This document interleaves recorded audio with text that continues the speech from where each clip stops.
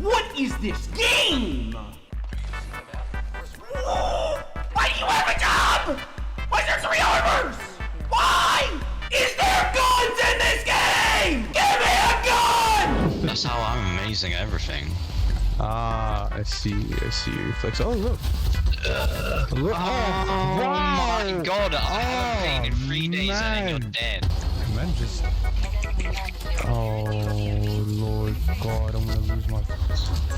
Oh, Every single month. are you not serious, bro? Can I have gun? Can I have... Like, bro, I'm done with this. Hey everyone, Thordan Smash here, and Season 21 is almost here. It's less than a month away, and we're already starting to get a lot of teasers for it, but we have some even bigger stuff to go over, as it does seem the meta is going to be changing, not just with the legends and the perk systems, but also the way that we use weapons and what we can be expecting. So we're going to go over what we know so far, what we can be hopeful for, and just overall the changes to the game. We're also going to go ahead and give out one of the Octane Prestige skins releasing next week. All you guys got to do is like, comment, subscribe, and you're entered for a chance to win. But without further ado, let's jump into today's topic. So with Apex Legends Season 21 less than a month away, a lot of exciting things are happening in the game in terms of legend gameplay elements and also, well, just new kinds of weaponry and buffs and nerfs in regards to how those work. The first big thing to go over is the fact that the new perk systems are absolutely fantastic. Despite the fact that Season 20 has had a lot of issues, I think it can be universally agreed that the addition of perks was a very good choice and has made the game a lot more fun and the legends more versatile in playing and just a lot more options. Now, obviously, we just got the Shadow Society Collection event about 2 weeks ago, and we saw with that update that they made a lot of buffs and nerfs, but most of them were centered around the perks of the legends, meaning that in the future, we're not likely to see a lot of changes in regards to their basic kits. More so, we're going to see a lot of the perks receive buffs and nerfs and little things like that, especially because we know that the big reworks in terms of legend abilities are mainly going to be focused around like Lifeline Reborn, which is coming in Season 23. Very similar to Revenant Reborn, if a legend needs a completely new rework, that will eventually happen.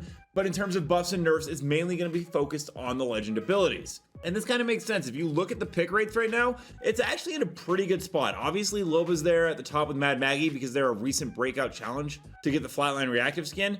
But overall, most of the legends are kind of all around the same spot, except for Newcastle, who sits at less than 1%, which makes a very compelling case on probably why his heirloom was eventually scrapped and now we're getting the universal stuff. Not that I agree with that, because I think the universal heirlooms are dumb, but regardless, that's probably what happened. We are also getting the new Legend Altar this season, and they bring a unique list of abilities that you can see on the screen here. The ultimate is actually kind of like Revenant's old ultimate, where you create a regroup point that allies can remotely interact with to open a phase tunnel back to that location. That's literally Revenant's totem before his rework. So it's pretty interesting to see this come back in another capacity with a new legend. There's also Void Passage and Gift from the Rift, which are kind of like Loba and Wraith abilities mixed with a little bit of Ash. But the big thing I want to talk about is the fact that we are getting a lot of new stuff next season, and it's going to change the meta quite a bit. The big thing is we do know that solos and quads BR are coming in Season 21, and they do not appear to be limited time modes, meaning that the Respawn team is going to have to be working a little bit overtime to actually do buffs and nerfs to the legends to make them compatible in those game modes. For instance, the reason why we have been told we were not getting solos for so very long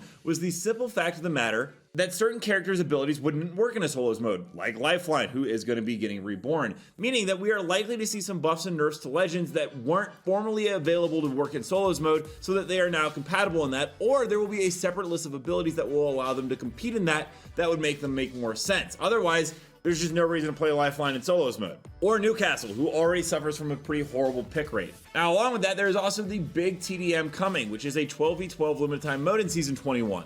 There's a lot of new meta coming in. You can actually see the new TDM map on screen right here. It was leaked in Season 12, and at this point it was a work in progress. I'm sure a lot has actually changed with it, but as you can tell, it is a much larger map. There's a lot more movement, and it will be interesting to see how the buffs and nerfs have to be adjusted on this game mode as well, because when you have 12 different legends fighting against 12 other legends, well, one, there's gonna be a lot of visual clutter. Gibby ults might actually break the game, but you're probably gonna have to do some adjustments just based off of how many players are running around. Not to mention that there is arenas coming back in the near future. In case you weren't aware of it, the devs have actually said that it is making a return, but it's on the back burner and won't be out for another year or two. This is going to be something that comes down later on in the future, but once again, I expect more buffs and nerfs, especially with the perk system, to affect arenas directly. In fact, I think what will likely happen is that the perk system will be completely overhauled at some point where there are different perks for different game modes, which once again makes a lot of sense and why they introduced it this season to kind of get it ready for upcoming stuff. But let's go back to season 21 a little bit and talk about weaponry.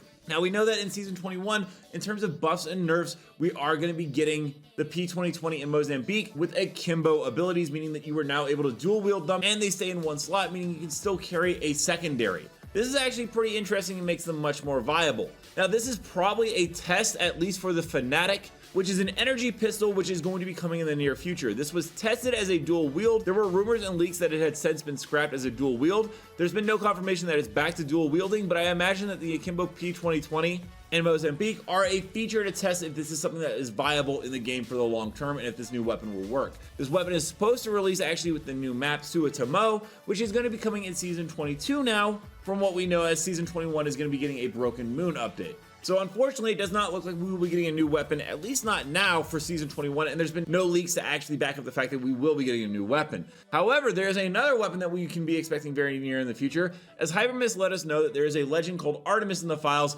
and that is the goddess of the hunt, wild animals, and so much more, and she's very much known for using a bow. Now, there has been something in the care package for like the last 8 seasons or so, and that is the bow check bow, and people have been wondering, well, when is this finally going to be taken out of the care package, or is it going to be a Kraber? It's most likely when we get the Scorpion, which we can see also here in the season 12 playtest, and it's using the Havoc model, but it does an insane amount of damage, and it's an automatic crossbow that fires arrows. When this releases, I do believe it will be with Artemis, most likely in season 24 or 25. We're still quite a way away from that, but it would make sense that when she releases, both the bow check and the Scorpion come back to the general loot pool, and that would allow for arrows to be going back to the ammo type, because right now there's just no reason to have one ammo type for one type of weapon.